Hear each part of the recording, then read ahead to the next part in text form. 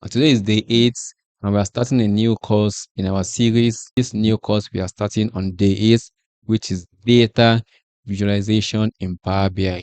As usual, all data set exercise files for you to practice along with me will be linked below under the YouTube description.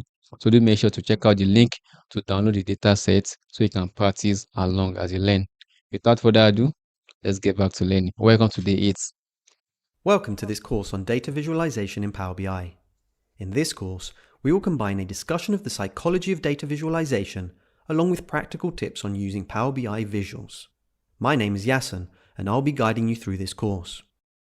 Power BI offers two methods of showing data to users: dashboards and pixel-perfect reports.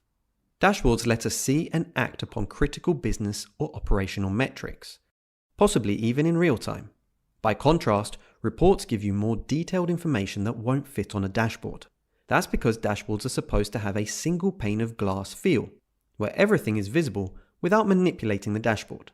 However, reports are intended to be printed out, so they can span multiple pages.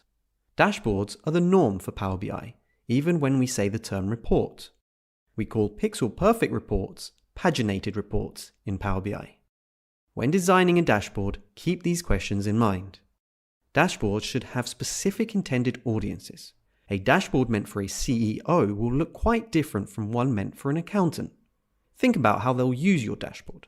Are they sitting in front of a 4K monitor with a keyboard and mouse? Or are they looking at it on a phone as they move from one meeting to the next?